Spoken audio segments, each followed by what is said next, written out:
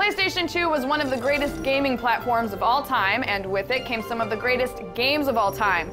It wasn't an easy task, but IGN's editors went through the massive PS2 library to decide upon the very best of the best. In the end, one game stood tall. Really, really tall. Congratulations to Shadow of the Colossus. It's our #1 pick, and here's why.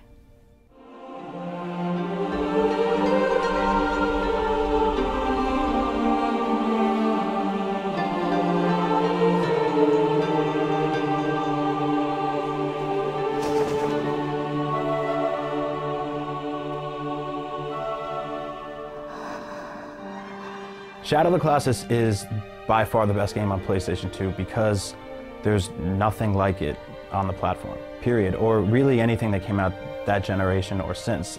It's such a good combination of not only original gameplay, but it's really, really well done, and it's wrapped in this package that is just extremely artistic.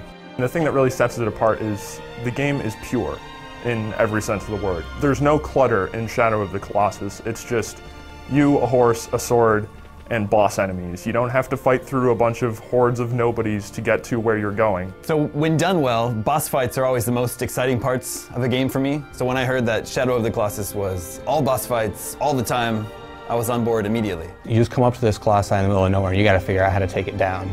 And it's basically like a puzzle. It's sort of like a puzzle game, and it's sort of like an action game. And the way that it all works together is really quite impeccable. The developers were always able to top themselves with each new Colossus and always present us with something new and unexpected. And then in between these epic battles, there'd be these long periods of travel where it's just you and your horse and you have all this time, this quiet time to reflect. I feel like games always want to constantly throw things at the player so they don't get bored, but Shadow of the Colossus had the guts to just give you time, give you space, give you time to think.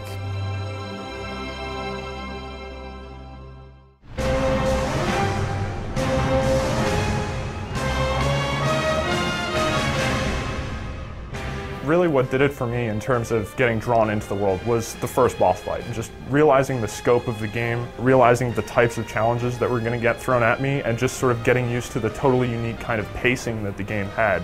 Just made it feel like this was going to be an experience that I'd never really had before.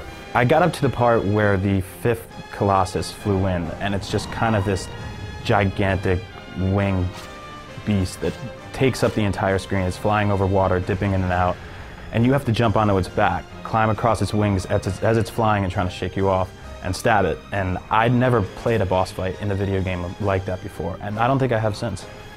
It's something that, you know, made me shut off real life for a while, and it made me want to exist in this virtual space just to see how it developed and see it through.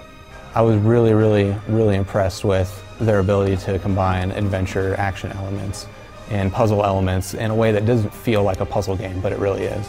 But it ended up being one of the most engrossing and emotional gaming experiences I've ever had.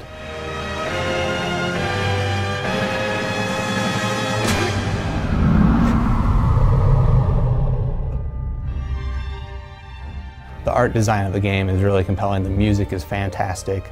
The presentation of you climbing on these giant colossi is just, I mean, it's really, really not only impressive, but it's just, I don't know, it's inspiring, basically. I've never gone to art school. I couldn't tell you what people say art is. All I know is that if we were going to go ahead and say that video games are art, that Shadow of the Colossus is probably the best example of it.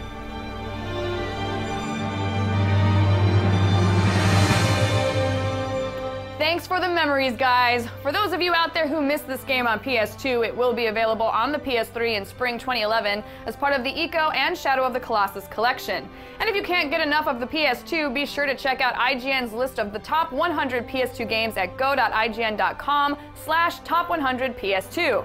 I'm Jessica Chobot, and we'll see you here next time on IGN.